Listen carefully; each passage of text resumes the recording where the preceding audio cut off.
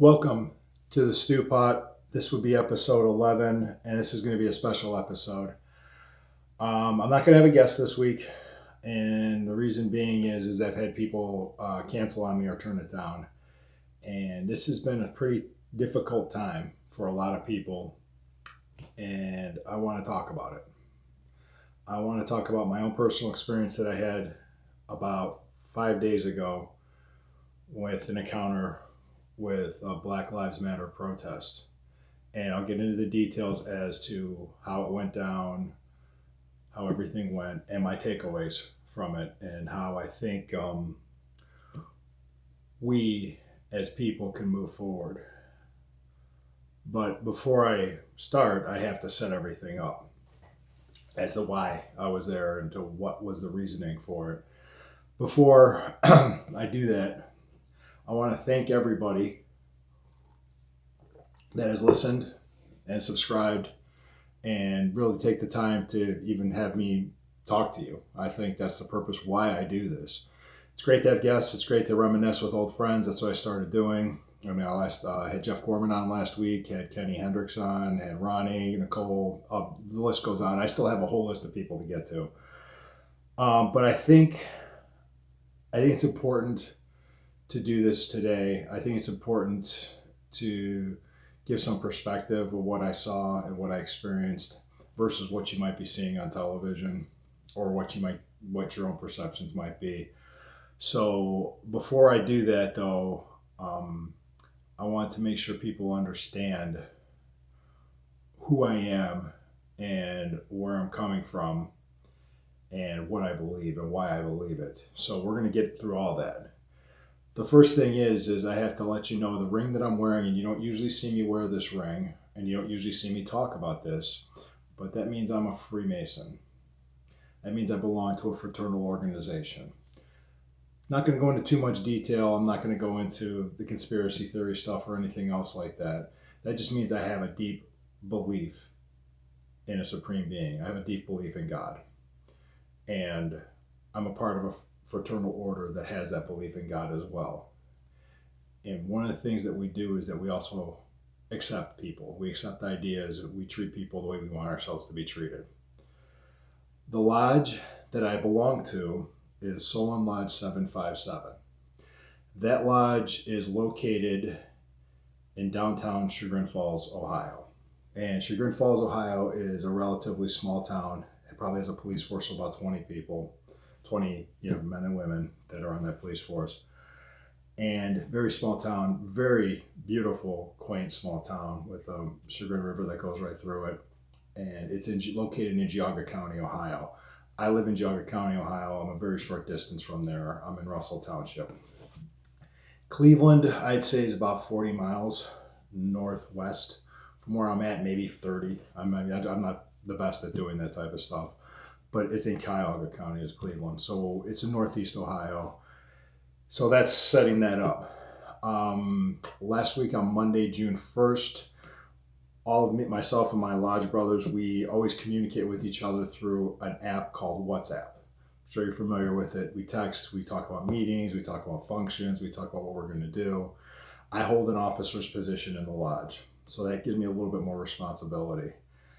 Now, we were given it was brought to our attention this was last Monday, that there was a Black Lives Matter protest scheduled in downtown Chagrin Falls, which surprised me a little bit because it's such a small town, it's a quaint town, but I think they were branching out from the big city. So we immediately were concerned based on the coverage we saw on television that whole prior weekend of looting, destruction, Molotov cocktails, people being hurt, some people even being murdered. So we had a genuine concern of not only safety of people, but we also had a concern of the building, our lodge itself. We didn't want to see it destroyed. It was important to us. So our leader of our lodge, which was the title is Worshipful Master, and it's an annually elected position, was in regular contact with the Chagrin Falls Police Department, and we met impromptu had a meeting. We talked, not at the lodge, but off location, away. We had a group of us that met, and we decided what we were going to do. We thought, what was the best possible action we could take? So what we did, we decided to make sure that in shifts or have people guard the building, be in front of it, just to make sure nothing happens. No real concern about the protesters themselves, but more concern about the thugs and the anarchists or whatever, the Antifa people, whatever you want to call them, hijacking it and doing whatever they wanted. I will be the first to admit I was, a little concerned because going there, getting involved, you don't know what you're going to get into. And I have a wife and I have a family. So, but I did what I thought was right. Come Tuesday, it was around 3:30, I was there. And the protests started in a park area in downtown Sugar Falls, went down a street, I can't remember the name of the street, I think it's Bell, I could be wrong, then turned right on Washington Street, which is where our lodge is located, because our lodge happens to be located right next to the Sugar Falls Police Department. So they marched, we stood in front of the lodge. Some of us were armed, not all of us were. I wasn't, to be honest with you. I don't even own a gun. I don't. I used to, but I don't. They were armed with pistols. We weren't walking around with AR-15s or rifles, because even our worshipful master, their leader, said he doesn't want that. He said, no, that's a very bad look. We're not going to do that. But we just stood to make sure nothing happened to the building. About a group of 130 protesters walked by, did their chants, went to the front of the Sugar Falls Police Department. So that's really what happened so far. There was a very large police presence in Sugar Falls. There was also even drones up in the sky. I don't even know if they were all police drones or not. So about at least 3 that I saw. There was a few people outside of the protesters that were agitating, just trying to stir things up, but it didn't work. I think the whole protest might have lasted about 2 hours at the most, and they left. They did their chants, they left, and we had a chance to talk to a few of them. I talked to maybe one of them, and it was fine. They left, and they were fine. They went and they said their piece. There was a couple. I would say this: the protesters themselves, I'd say about a hand. They looked to be about late teens, early 20s. They were young, but there was a handful of them that were older people, and there was one older black gentleman who was a minister, and they stood and they had a prayer. A couple of our lodge brothers joined that prayer. I'm going to be the first to say this. I'm not going to be the first to say this, but I'm going to be the first to hear me say this. This is the first time you're going to hear me say this, I should say. What happened in Minneapolis, Minnesota to George Floyd was a crime. It was horrible, and the people responsible deserve to be in jail. And I mean by the people responsible is that there was 4 of them. The one police officer doing it, and the other 3 that let it happen. The police officer that did it, I'm going to try to pronounce his name, is in custody, and he's being charged with, and I think it's been up to first-degree murder now. I'm not a lawyer. I don't plan on trying to be one, so that's the charge.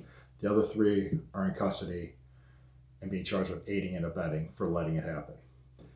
They were fired from their positions. They lost their pension. So they're being punished. Nobody that I know of thought what happened to George Floyd was justifiable. I haven't seen anybody say that. If anybody does say it, they're wrong. With all that being said, what I saw those young people do, young adults, I'm going to say, I'm not going to say kids, because what they did, they weren't acting like kids, they were acting like young adults. They exercised their First Amendment right, and they marched and they peaceably assembled and protested what they think or what was important to them. What you also saw was myself standing with my brothers, protecting something that was important to us. We each respected that. We respected their right to say what they had to say, and they respected our right to protect what was important to us. And we didn't even cross paths. There wasn't a problem, which goes to show that it can be done. It goes to show that if you let people know what your not only what your message is or what you're doing or why you're doing, but what's important to you and why it's important to you, it'll give people a different perspective. So everything was all said and done, and everything was over with. The thing that I've gotten involved with people online about, and I kind of took a break from it today because it's a Sunday. Today's Sunday, June 7th, was arguing about whether or not rioting and looting is legitimate. As we're arguing about what's happening is, oh, this is okay. And there's people in the media saying that that's fine, that, that not all protests are peaceable. That's true. Not all of them are. It doesn't make it right. It doesn't justify it. Even George Floyd's own family came out and said that. So if you are going, and I've had people basically block me and unfriend me and completely shut me out of their lives. If that's what you're doing because I said, hey, rioting and looting and destroying property is wrong, fine. That's fine. Bye. I don't need you. So 1 second here. I don't want to lose my voice. Lately, I think the last few days, the rioting has been slowing down a lot, and I'm seeing a lot more peaceful protests, which is great. I think, hey, I will fight and die to give somebody the right to say what they have to say or say what they want to say. Thing is, we don't all have to agree with each other. That's my point. And I could defend my position, I could tell you my views on things, and I could cite a whole bunch of statistics and facts of why I have my position, but that's not the point of this. The point of this is that things can be done. Things can get better.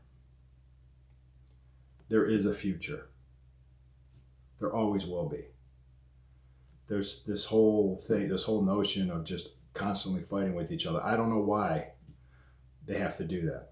I don't know why they feel justified in destroying the property and rioting. Or they could say, well, this is what Martin Luther King said about this, or this is what Martin Luther King said about that, or this is what happened back in the 60s, or this is what happened then. Or they're even bringing up what happened in Tulsa, Oklahoma in 1921, 99 years ago. Guess what? All that stuff was wrong too. Especially with what the Ku Klux Klan did in Tulsa. That was wrong. Doesn't make this right.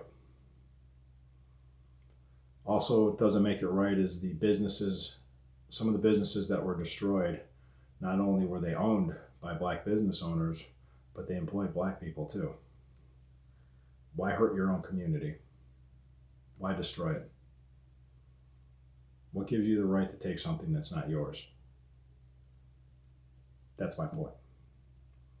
What those young people did, and I mean young adults did on Tuesday, and walking away from that, I felt great. I felt, you know what?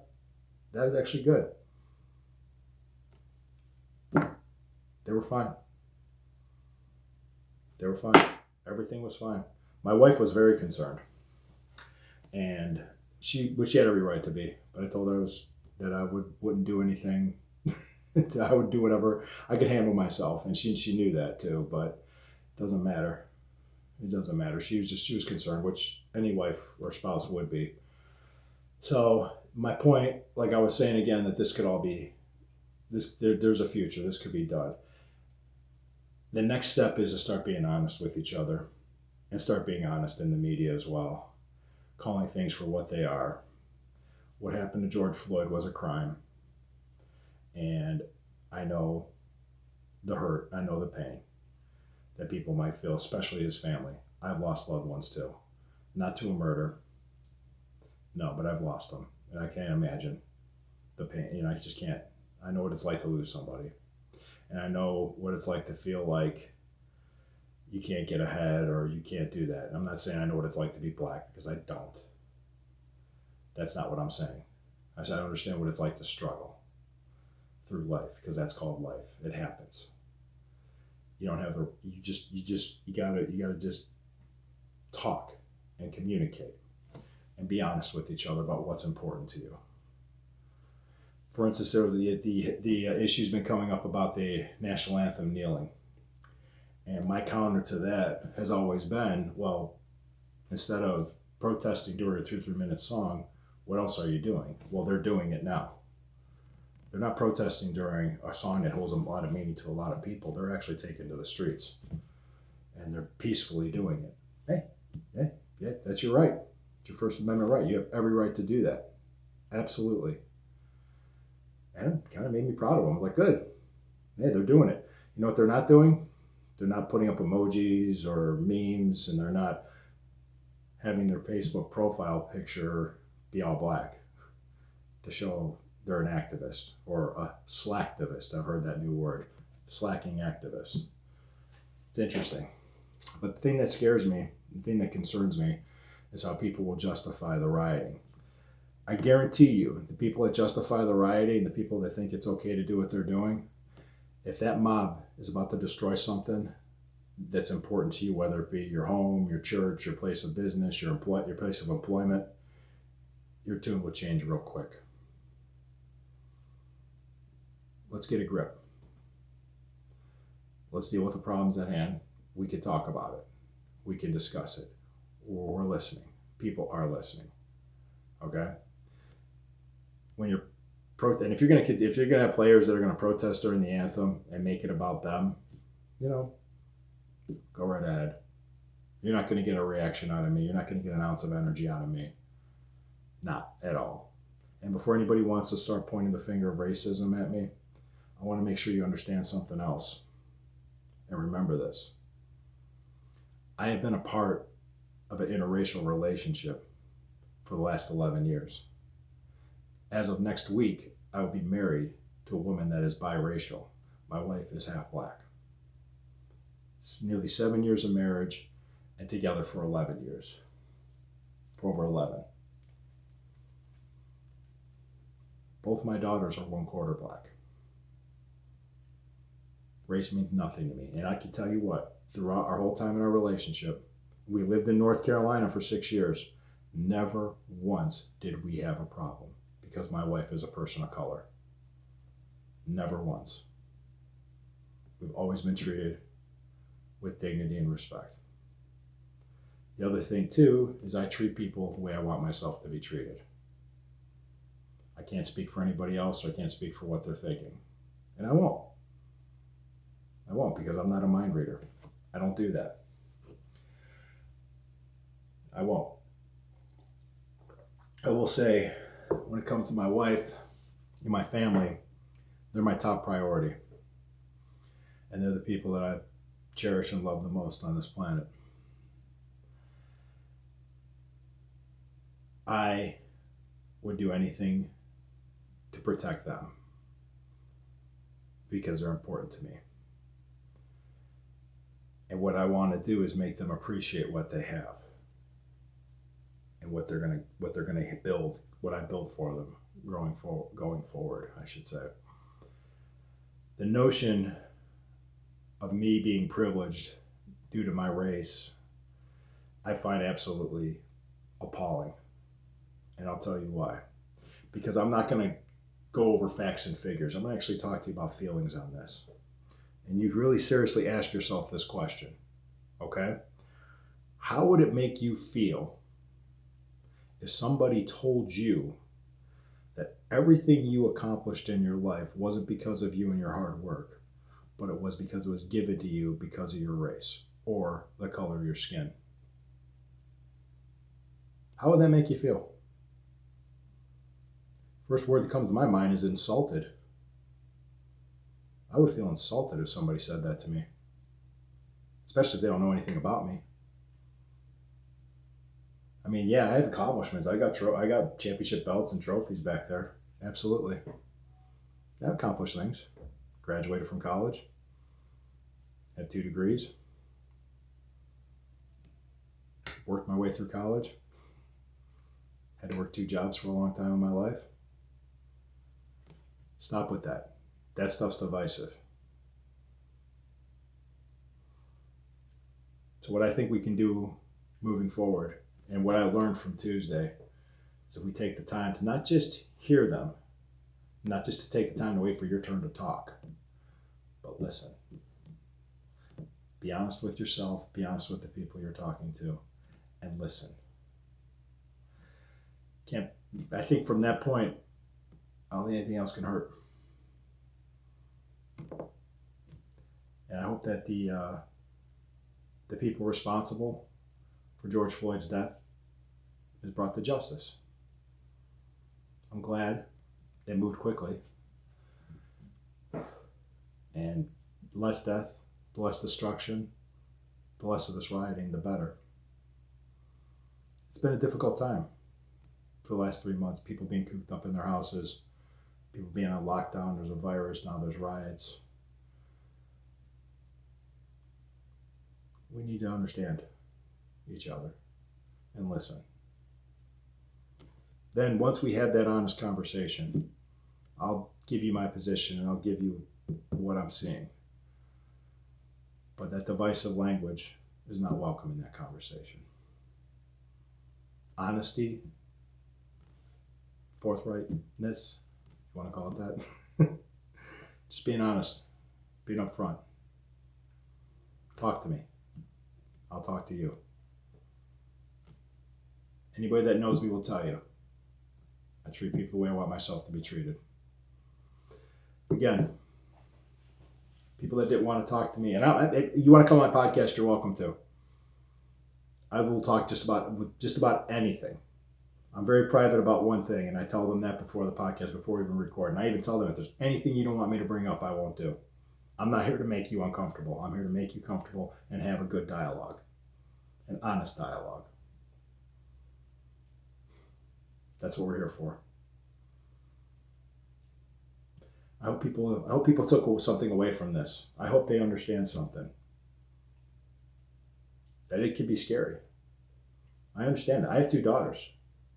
I know they're young, they're little. One's going to be 5, one's going to be 3. It's not easy. It's not easy going through life. It's not easy with anything or anybody. Nobody has it easy. Ever. The sooner you realize that, the sooner you feel better about yourself. Take a look in the mirror. Ask what you're doing to better yourself. And ask if you're being honest with yourself and even being honest with the people around you. The truth and reality always helps out. Well, I appreciate it. I didn't want to go over 25 minutes. I didn't want to go on and yammer because it's kind of boring if you're just hearing one person talk. But truthfully, I really hope you got something out of this. Because I had an overall good experience when I saw them, when I was there. And I really hope they find what they're looking for.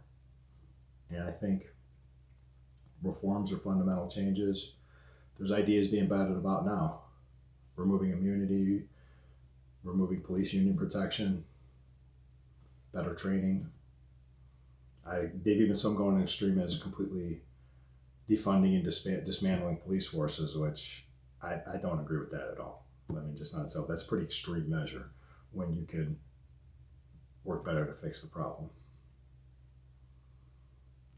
I hope and pray that everybody gets something out of this, and hope and pray everybody really, really heals from the pain that they're feeling. Okay? Please like and share please like and share and subscribe if you found this useful and enjoyable. And I really do appreciate your time. Always. Until next week, I hope to have a guest on. I'm going to try to book somebody. I've always been reaching out to people, but thank you for listening, and I really appreciate it.